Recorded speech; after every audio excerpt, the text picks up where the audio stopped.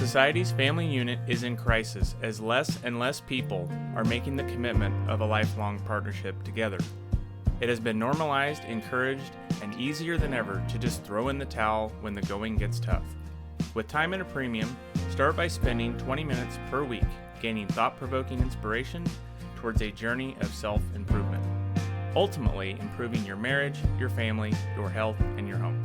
So what we're going to do is, it's been a while since we've done this. I can't even remember the last time, but is do an Ask Us Anything. The reason for that is Ask Us Anything. It's not really rapid fire, but you get to see a little bit more personal things about us. We're very personal in our podcast anyways.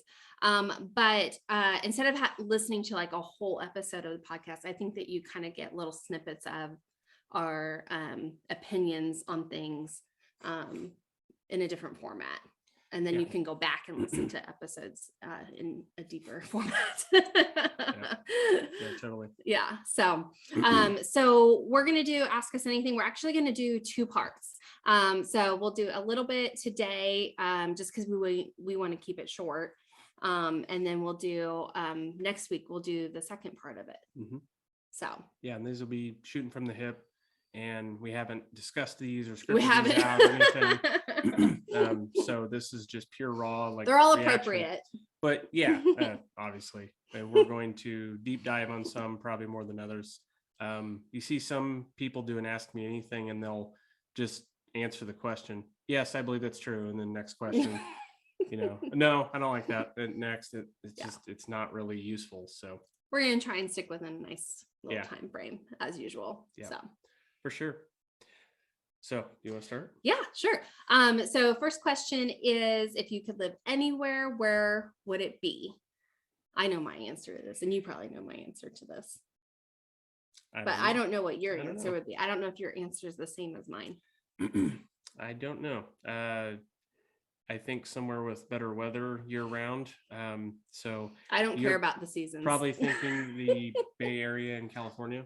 If you had like ideal Not choice. San Francisco Bay. No, further south. Yeah, the Monterey Bay. Kind of Monterey Bay. Santa Cruz, to be exact. Somewhere around there. Yeah. So for those that don't know, that is where Ben's company is headquartered, that he works for. Driscoll Berries is located in Watsonville, California, and it's my happy place. And I don't get to go there enough. But basically, it's the Monterey Bay area of California, and the weather's perfect. Ben could tell you specifically what the weather is. It's never really below 50. Not usually, no. And it doesn't get higher than like 75. Yeah. I mean, you get some every hot days. day. You get some hot days there sometimes too, but not very often. You can wear layers and you just kind of peel it off throughout the day. So I just need several $1 million to be able to move. Get right on that. I mean, not even going into political stuff, but I don't really care about anything else when it comes to California. No, you just need a beach. Just need a beach. Good weather. Yeah, no doubt. So I would say something like that would probably be ideal. I know there's going to be issues anywhere you move with, California earthquakes, Florida, you got hurricanes. Yeah. We live in Tornado Alley. Yeah. You go north, you got cold winters. You go too far south, it's hot and humid, especially in summer. That's why I was going to say there's probably parts of maybe northern Texas it would probably be better, but even then I think you're still going to get Midwest weather sometimes. So I don't know. That's probably the best answer though. What's your favorite family vacation? I would say what has been your favorite, and that's a lot. We've got 17 years worth of vacations to think about between us and then having the kids. But I think it depends on how you want to answer it. So the one with the most memories was probably Disneyland with KJ, but now we have Braden, and I think taking them to Yellowstone and Mount Rushmore, it still had a lot of memories. It wasn't as you didn't get as many pictures with you had all the characters at Disneyland, you had all these different things that you went to go do that were like, they're different types of vacations. Yeah. This one was more adventurous. We didn't do anything too crazy, but you can certainly find all sorts of different things to do, but just the challenge of driving the RV through all that and doing it as a family, I think we had a lot of memories. And honestly, we maybe got a little lucky. There was really no disasters or downsides to the trip. Nothing went wrong, other than some weather snafus, but you got to take that with the good, I guess. You're going to have some weather when you travel across multiple states for a whole week. So we've had so many vacations. Cadence is well traveled. She's been to California, she's been to Minnesota. So I would say Disneyland is probably super vivid in my mind. And that was when Cadence was 5, right before she was in kindergarten. It's very vivid in my mind. I will always remember that because I had never been to Disneyland beforehand. So it's more your trip than it was hers. It's more for you. The truth's coming out now. Here's a good one. What motivates you to work hard? You've always been the very motivated person of the two of us. I think you're motivated. You lose focus. You get motivated for a short burst, and then you're like, I'm over that. Now, I obviously money, but let's not all pretend and live in a dream world where money isn't important. That's why we work. It's my passion. Yeah, no, it's money. It's money. And if it's not, it's because you're not making money. I mean, I would say money, but also the flexibility of having a balance between home and work, and being able to try and connect certain skills or things that you feel good at that you can use in your job, and feel connected to what you're doing in some way, and that you're learning from it. But for the most part, it's about, I'd say, being able to provide for providing a better life for our kids than what we had. Even you just keep kind of upping the ante. Right, it's a balance. You don't want to go too far one way or the other, but what about you? It's kind of, that's for me, that's yours too. Is providing a good life for our kids. It kind of goes into what's your favorite thing about your career, which I think we kind of already answered with that. We touched on that. Is the flexibility. I mean, you're going to learn new stuff, and you're going to be able to be passionate about it for a while. That at some point that wears off. We have a pretty good work-life balance right now. There's seasons where work is a little bit more crazy, and there's seasons where we definitely have a better work-life balance. But I think overall, big picture, our work-life balance is so much better than it used to be. I would also add that another thing we both seem to desire with a job is variety. We seem to not want to just do the same thing every day. So a lot of variety. It leads to a lot of stress too sometimes, but a lot of variety to keep it fresh. What is your proudest accomplishment? I don't know if yours is the same as mine. Mine's probably what is going to be your proudest accomplishment. What's yours? Our house. Our new house. Our new house. We move in a couple of weeks, and that's, I think, walking through that door in the home it's ours. I mean, we own this home as well, but sold it. And it was a pretty proud accomplishment, to get into this house. But the next one is like, holy crap. Kind of beyond what we thought was possible for ourselves. It certainly wasn't on the radar for the next 5 years at least. We thought we'd be in this house for a long time. I think that's probably one that's up there. I'm honestly pretty proud of how we've been able to provide a good lifestyle, but also be home with both of our kids, homeschooling KJ and watching Braden, getting to spend so much time with them that was not going to be possible before. So and with that, we've been able to achieve so much and earn good money and save up and do all these things we want to go do, like the Yellowstone trip. And with all of that together, I think it's not one thing. I know I'm kind of cheating, but being able to say, like, yes, we were able to do all those things and we have options. That's just, I think that's huge, that we haven't been obsessed with making money, but at the same time, it's provided us options to do other things that we want to do. Yeah. This question's for you. Yeah. What is your favorite book to read? I don't read, so that's why. I'm reading right now. I'm reading a book that we will be doing a book review on, but it's taking me a really long time to get through it. I have read books. I think you could read if you did it earlier in the day. You do it right before. I'm too bed, busy earlier in the just day. Like you're tired by that point. But you read a lot. We have pretty much all of Ben's books because he likes to buy the books. You keep them and stuff because you relook at things. So think about the bookcase. Oh, that's a tough one. Let's go with fiction. Let's go with fiction. We're gonna narrow this question down. What's your favorite fiction book or series? I would have to say favorite has probably more long-standing been the Lord of the Rings trilogy and the other books that are related to it. But there's quite a few I've really liked on their own. But it just didn't apply maybe at the time I was reading it.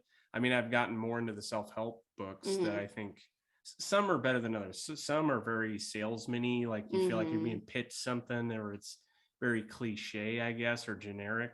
So what's your really favorite like non-fiction book right now? Geez. Your Freakonomics textbook? No. Those are close. I like some of the Malcolm Gladwell books that are really long stories that tie together. Jordan Peterson. Those are good. I liked the No More Mr. Nice Guy from Robert Glover. That was really insightful. Those are current though. That's not really fair. It's kind of a recency bias that I have on some of those. So yeah, those are pretty good. Oh, we both have this one. What was the last movie you went to and what did you think? Okay. We probably have different. The last movie we went to was James Bond. No Time to Die. No Time to Die. Yeah. So, and that it'd been forever. We couldn't even remember the movie before that. Endgame? Was that the last? Maybe. Yeah. I don't remember if we went before COVID. I loved it, and I'm not really like an action movie person, but I'll watch action movies when Ben wants to. You're not even a big James Bond fan, like no. I like what's his face? Daniel Craig. Yes. I like him. I like his Bond movies. I think I've seen all of them. But I liked this movie, and we're not going to give any spoilers or anything, but Ben is probably one of the worst people to watch movies with because he's probably read the book already before it was a movie, and people don't even know that it was a book before a movie. Or he knows so much about the backstory and remembers so much about it that he is that person that can find the holes in the plot. Yep. It's fun. I've tried to get better about not saying anything to you during the movie.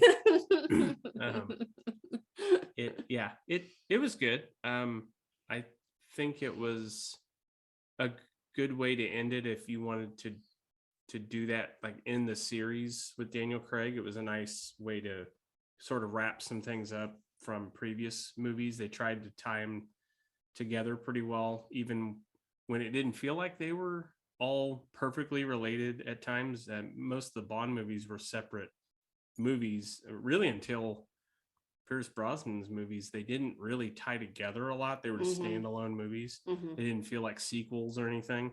I mean, you may have had a reoccurring character now and then, but they were usually played by a different actor.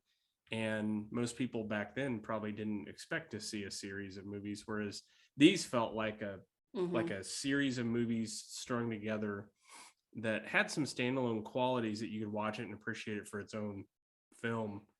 But your memory just drives me crazy sometimes. He has what's an animal that has like the best memory? The elephant never forgets? Yeah, that one.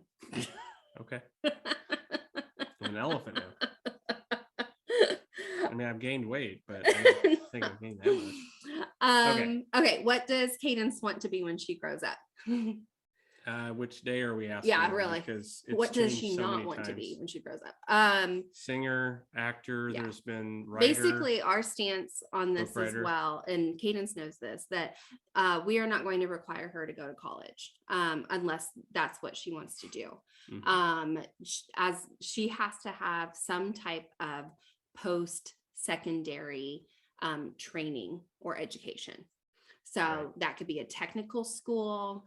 That could be cosmetology school if she feels passionate about that. That could be her going on to be a doctor. She can be an electrician for all we care, or a welder, but you're going to go get educated after and do it right. Yeah. Yeah. So, and whatever types of certifications you need, things like that. So we are not going to push college on our daughter, even though I have a bachelor's and Ben has a master's, but it's been crippling after the fact, honestly. Yeah. Well, not even just the debt part of the equation, it's just how much value did it really add. There's many jobs we could have achieved a lot and made good money and had a good living sooner without I mean, because we would have been on a quicker path instead of being so far behind once we got started. So she's talked about astronomer a lot lately. She loves space. She does love it. She loves space. What else has she talked about? Being a book writer, a teacher, obviously singer, musician. There's been a few others that she's mentioned that she has those are the reoccurring ones. Yeah, she has a lot of interests, which is good. Which is great. That's so good. We've got a few more years until she figures that out. There's people that are 50 years old still don't know what they're doing with their life. You know, one of these days when I grow up, I'll probably figure it out too. So. Okay, let's wrap up this part one with this last question, and then we'll go into the other ones in part two. So I know my answer to this. I think I know both of our answers to this. If you could hire someone to help you, would it be with cleaning, cooking, or yard work? Cleaning. You would pick cleaning? I pick cleaning. Really? I thought you'd pick yard work. Yeah, but if I had more time, I guess I could do the yard work. But yeah, probably right now I would say yard work. But if it's just depends on the type of yard work though, because if it's like the new house, some of the stuff we've got to get done, that's different. Yeah. If it's just mowing the lawn, that's not too bad. We're not going to have a huge lawn. So I would say cleaning 110%. I don't mind cooking. With the big house, I love cooking. I mean, cooking is my cooking's great. Yeah. I wish I had more time to do more conventional cooking, but I mostly grill and smoke. So the cleaning. I think the yard work thing, the other part of that is I could get a riding mower, which would be fun, and Braden would love it. Anything with wheels and that goes vroom, he's going to be all about. But I don't know, the big house, I think the cleaning is going to be a pretty big task, especially if it comes to moving out. It's going to a lot of cleaning. Alrighty, so that wraps up part one of our Ask Us Anything. So we're going to go ahead and do a part two for next week's episode as well. So if you ever have any questions about anything, fun, not fun, deep, indifferent, then just always feel free to message us, and we're happy to answer those. But good questions. It's fun. Yeah. Thank you. If you're ready for your marriage and family dynamic to thrive and not just survive, all it takes is 20 minutes or less joining us each week. It begins with a journey of self-improvement while you sit in the carpool lane, commute to work, squeeze in a workout, or get halfway through folding that laundry pile. Be sure to check out the blog at thefamilyorder.com and follow us on social media at The Family Order. If you're ready to start your journey, be sure to click subscribe so you don't miss new episodes